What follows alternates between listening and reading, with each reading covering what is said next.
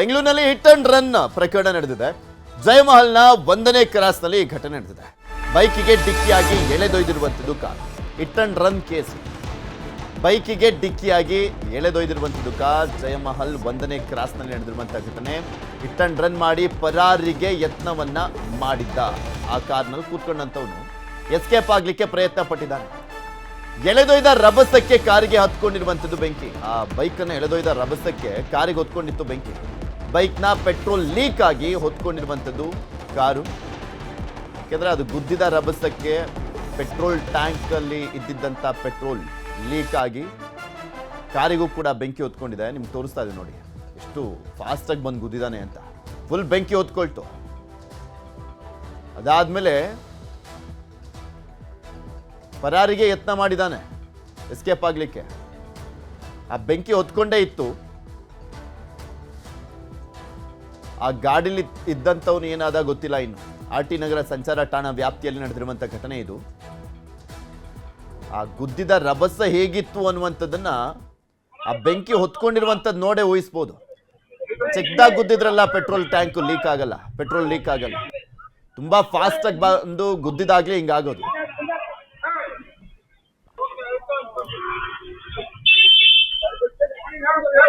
ಏನು ಅಂದರೆ CCTV camera ಎಲ್ಲ ಇದೆ ಇಲ್ಲಿ, ಗವರ್ಮೆಂಟ್ ಇನ್ಸ್ಟಾಲ್ ಮಾಡಿದ್ದಾರೆ. ಬಟ್ ಯಾವುದು ಕೆಲಸ ಮಾಡ್ತಾ ಇಲ್ಲ, ಆಯಿತಾ? ಅದು ಹಾಕ್ಬಿಟ್ಟು ಅದು ಏನು ಪ್ರಯೋಜನ? ಸೊ ಕೇಳಿದಾಗೆಲ್ಲ ಯಾರು ದುಡ್ಡು ಕೊಡ್ತಾರೆ, ಅದಕ್ಕೆ ಯಾರು ಮೇಂಟೈನ್ ಮಾಡ್ತಾರೆ? ನಮ್ಮ ಟ್ಯಾಕ್ಸ್ ಪೇ ರುಪೀಸ್ ಕೂಡ ಎಲ್ಲಿ ಹೋಗ್ತಾ ಇದೆ ಅದು? ಓಕೆ, ನಿನ್ನೆ ಇಲ್ಲಿ 8:45 ಸುಮಾರಂಗೆ ಒಂದು ದೊಡ್ಡ ಆಕ್ಸಿಡೆಂಟೇ ನಡೆದಿದೆ. ಈ ಮೇನ್ ಜಯಮಹಲ್ಗೆ ಇದು ಫಸ್ಟ್ ಮೇನ್ ರೋಡ್. ಇದು ಸುಮಾರು ಕಾರ್ಗಳು ಗಾಡಿಗಳೆಲ್ಲ ಓಡಾಡ್ತಾ ಇರುತ್ತೆ. ಒಂದು ಹೆಂಗಸು ಪಾಪ ಗಾಡಿ ಓಡಿಸ್ಕೊಂಡ್ ಬರ್ತಾ ಇರ್ಬೇಕಾದ್ರೆ ಒಂದು ಬ್ಲ್ಯಾಕ್ ಇನೋವಾ ಕಾರು ಫಾಸ್ಟ್ ಆಗಿ ಬಂದು ಗುದ್ದಿ ಅವಳು ಬೀಳ್ಸೋದಲ್ಲದೆ ಆ ಗಾಡಿನ ಒಂದು 200 ಮೀಟರ್ ಉಚ್ಕೊಂಡ್ ಬಂದಿದೆ. ಆ ಗಾಡಿ ಬೆಂಕಿನೇ ಹತ್ಕೊಂಡ್ಬಿಟ್ಟಿದೆ. ಸೊ ಇವಾಗ ಪಾಪ ಹುಡುಗಿ ಕತೆ ಏನಾಗಿದೆ ನಮ್ಗಳಿಗೂ. ಓಕೆ, ನಿನ್ನೆ ಇಲ್ಲಿ 8:45 ಸುಮಾರಂಗೆ ಒಂದು ದೊಡ್ಡ ಆಕ್ಸಿಡೆಂಟೇ ನಡೆದಿದೆ. ಈ ಈ ಬಗ್ಗೆ ಇನ್ನಷ್ಟು ಮಾಹಿತಿಯನ್ನ ಪಡ್ಕೊಳ್ಳೋಣ. ಗಂಗಾಧರ್, ನೋಡ್ತಾ ಇದ್ವಿ, ಭಯಾನಕವಾಗಿದೆ ಆ ದೃಶ್ಯಾವಳಿಯನ್ನು ನೋಡುವಂಥ ಸಂದರ್ಭದಲ್ಲಿ. ಎಷ್ಟೊತ್ತಿಗಾಗಿದ್ದು ಮತ್ತೆ ಆ ಗಾಡಿಯಲ್ಲಿ ಬಿದ್ದಂಥವ್ರು, ಅಂದ್ರೆ ಆ ಸ್ಕೂಟಿಲಿ ಬಿದ್ದಂಥವರ ಪರಿಸ್ಥಿತಿ ಹೇಗಿದೆ?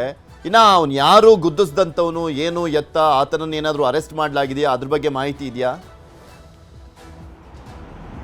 ಪೃಥ್ವಿರಾಜ್, RT ನಗರ ಸಂಚಾರ ಠಾಣಾ ವ್ಯಾಪ್ತಿಯ ಜಯಮಹಲ್ ಮುಖ್ಯ ರಸ್ತೆಯ 1ನೇ ಮೇನ್ ರೋಡ್ ಏನಿದೆ ಅಲ್ಲಿ ಈ ಒಂದು ಅಪಘಾತ ಆಗಿರುವಂತದ್ದು ನಿನ್ನೆ ರಾತ್ರಿ ಸುಮಾರು 8:40 ಸುಮಾರಿಗೆ ಆಗಿದೆ. ಅಂದ್ರೆ ಆ ರೋಡ್ ಅಲ್ಲಿ ಹೆಚ್ಚಾಗಿ ಹೈ ಸ್ಪೀಡ್ ಅಲ್ಲಿ ಒಂದು ವೆಹಿಕಲ್ಸ್ ಮೂವ್ಮೆಂಟ್ ಮಾಡ್ತಾರೆ. ಅದೇ ರೀತಿಯಾಗಿ ನಿನ್ನೆ ಇನೋವಾ ಕಾರಲ್ಲಿ ಸುಮಾರು ಒಂದು 5-6 ಮಂದಿ ಕಾರಲ್ಲಿ ಸ್ಪೀಡ್ ಅಲ್ಲಿ ಹೋಗಿದ್ದಾರೆ. ಆ ಸಂದರ್ಭದಲ್ಲಿ ಆ ಬೈಕಲ್ಲಿ ಅಂದ್ರೆ ಡಿಯೋ ಬೈಕಲ್ಲಿ ಬರ್ತಾ ಇದ್ದಂತ ಮಹಿಳೆ ಏನಿದೆ ಅವರಿಗೆ ಡಿಕ್ಕಿ ಹೊಡೆದಿರುವಂತದ್ದು. ಆ ಮಹಿಳೆ ಕೆಳಗಡೆ ಬಿದ್ದಿದ್ದಾರೆ.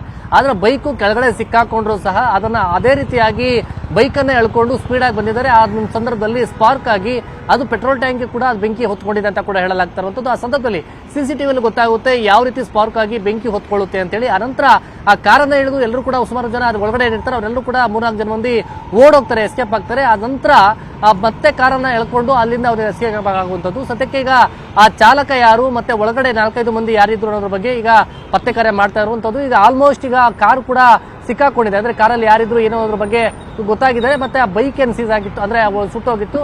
ಆ ಬೈಕನ್ನು ಕೂಡ ಈಗ ಅವು ಸೀಸ್ ಮಾಡ್ಕೊಂಡಿರುವಂತದ್ದು. ಮತ್ತೆ ಸಣ್ಣ ಪುಟ್ಟ ಗಾಯಗಳಿಂದ ಆ ಮಹಿಳೆ ಕೂಡ ಬಚಾವಾಗಿದ್ದಾರೆ ಅಂತ ಕೂಡ ಹೇಳಲಾಗ್ತಾ ಇರುವಂತದ್ದು. ಒಂದು ವೇಳೆ ಏನಾದ್ರು ಆ ಮಹಿಳೆ ಕೂಡ ಬೈಕ್ ಜೊತೆ ಸಿಕ್ಕಾಕೊಂಡಿದ್ರೆ ಪ್ರಾಣಾಪಾಯ ಆಗುವಂತಹ ಸಮಸ್ಯೆ ಇತ್ತು. ಯಾಕಂದ್ರೆ ಆ ಬೆಂಕಿಗೆ ಅವರು ಕೂಡ ಸುಟ್ಟು ಕರಕಲಾಗ್ತಾ ಇದ್ರು. ಆದ್ರೆ ಅವರು ಅಲ್ಲೇ ಕೆಳಗಡೆ ಬಿದ್ದೋದ್ರು.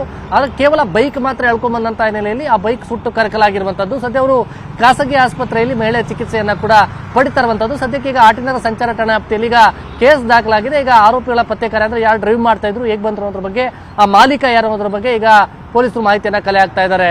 ಅಂದ್ರೆ ಇನ್ನು ಸ್ಟಿಲ್ ಅವ್ರು ಯಾರನ್ನೂ ಕೂಡ ಬಂಧಿಸಿಲ್ಲ ಆ ಕಾರ್ನವ್ರನ್ನ. ಯಾಕಂದ್ರೆ ಅಲ್ಲಿ ಕೆಲವರು ಸ್ಥಳೀಯರಿದ್ರಲ್ಲ ಈ ಘಟನೆ ಆದಂತ ಸಂದರ್ಭದಲ್ಲಿ ಒಬ್ರು ಕಾರಿಂದ ಕೆಳಗಡೆ ಇಳಿಲಿಲ್ವಂತ. ಕಾರ್ನಲ್ಲಿ ಇದ್ದಂಥವ್ರು ಏನಾದ್ರು ಕುಡ್ದು ಓಡಿಸಿದ್ದ, ಏನು ಎತ್ತ, ಅದ್ರ ಬಗ್ಗೆ ಏನಾದ್ರು ಮಾಹಿತಿ ಸಿಗ್ತಾ? ಬಿಕಾಸ್ ರಾತ್ರಿ ಬೇರೆ ನಡೆದಿರೋ ಘಟನೆ ಇದು. ಸ್ಥಳೀಯರು ಹೇಳುವಂತ ಪ್ರಕಾರವಾಗಿ ಪೃಥ್ವಿರಾಜ್, ಯಾಕಂದ್ರೆ ಕಾರಲ್ಲಿ ಏನು ಸ್ಪಾರ್ಕ್ ಆಗಿ ಬೆಂಕಿ ಹೊತ್ಕೊಳ್ತು ಆ ಸಂದರ್ಭದಲ್ಲಿ ಚಾಲಕನ ಹಾದಿಯಾಗಿ ಕೆಲವರು 3-4 ಮಂದಿ ಏನು ಹಿಂದೆ ಕುಳಿತಿರ್ತಾರೆ ಕಾರಲ್ಲಿ, ಅವರೆಲ್ಲರೂ ಕೂಡ ಎಳ್ದುಬಿಟ್ಟು ಓಡೋಗ್ತಾರೆ. ಆದ್ರೆ ಆ ನಂತರ ಚಾಲಕ ಹಿಂದೆ ಮುಂದೆ ಬಂದಾಗ ಪಬ್ಲಿಕ್ ಒಬ್ರು ಬಂದು ಕಾರನ್ನ ಹಿಂದೆ ತೆಗೆದುಕೊಳ್ಳಿ, ಅದು ಏನು ಕಾರ್ ಬೈಕ್ಗೆ ಏನು ಫೈರ್ ಆಗಿದೆ, ಅದು ಹಿಂದೆ ಬಂದ್ರೆ ಫೈರ್ ಕಮ್ಮಿ ಆಗುತ್ತೆ ಅಂತ ಹೇಳಿ ಹೇಳಿದ್ದಾರೆ. ಆ ನಂತರದಲ್ಲಿ ಆತ ಹಿಂದೆಗೆ ಬರೋ ತರದಲ್ಲೇ ಬಂದು ಆತ ಈ ಕಾರನ್ನ ಎತ್ಕೊಂಡು ಎಸ್ಕೇಪ್ ಆಗಿದ್ದ. ಆದ್ರೆ ಪೊಲೀಸರು ಅವರನ್ನ ಅಂದ್ರೆ ಆ ಕಾರನ್ನ ಮುಂದೆ ಬಿಟ್ಟು ಅವರು ಕೂಡ ಎಸ್ಕೇಪ್ ಆಗಿದ್ರು ಅಂತ ಹೇಳಲಾಗಿದ್ದಾರೆ. ಆದ್ರೆ ಕಾರ್ ಮಾತ್ರ ಅಲ್ಲಿ ಇತ್ತು ಅಂತೇಳಿ ಆ ಕಾರನ್ನ ಪತ್ತೆ ಮಾಡಿದರೆ ಆ ಕಾರನ್ನು ಕೂಡ ಈಗ ಸೀಸ್ ಮಾಡ್ಕೊಂಡಿದ್ದಾರೆ. ಈಗ ಚಾಲಕ ಏನಿದ್ದಾನೆ ಅದನ್ನ ಪತ್ತೆ ಮಾಡಬೇಕು, ಮತ್ತೆ ಮಾಲೀಕ ಯಾರು ಓಡಿಸ್ತಾ ಇದ್ರು ಅನ್ನೋದ್ರ ಬಗ್ಗೆ ಕೂಡ ಈಗ ಮಾಹಿತಿಯನ್ನ ಕಲೆ ಹಾಕ್ತಾ ಇದ್ದಾರೆ. ಅದಲ್ಲದೆ ಆ ರೋಡ್ ಅಲ್ಲಿ ಪ್ರತಿನಿತ್ಯ ಕೂಡ ಇದೇ ರೀತಿಯ ಸಮಸ್ಯೆಗಳಾಗುತ್ತೆ. ಸಿಸಿ ಕ್ಯಾಮೆರಾಗಳು ಕೂಡ ಸರಿಯಾಗಿ ವರ್ಕ್ ಆಗೋದಿಲ್ಲ, ಮತ್ತೆ ಹೆವಿ ಸ್ಪೀಡ್ ಬ್ರೇಕರ್ಗಳು ಕೂಡ ಏನೂ ಕೂಡ ಇಲ್ಲ. ಹೀಗಾಗಿ ಹೆಚ್ಚಿನ ಇಲ್ಲಿ ಸಮಸ್ಯೆಗಳಾಗ್ತಾ ಇದೆ. ಮತ್ತೆ ರಾತ್ರಿ ವೇಳೆಯಲ್ಲಿ ಒಬ್ಬಂಟಿಯಾಗಿ ಓಡಾಡೋದು ಕೂಡ ಕಷ್ಟ ಅಂತೇಳಿ ಅಲ್ಲಿ ಸ್ಥಳೀಯರು ಕೂಡ ಗಂಭೀರವಾದಂತಹ ಆರೋಪಗಳನ್ನ ಮಾಡಿದ್ರು. ಋತುರಾಜ್. ಓಕೆ, ಧನ್ಯವಾದ ಗಂಗಾಧರ್ ನಿಮ್ಮೆಲ್ಲ ಮಾಹಿತಿಗಾಗಿ.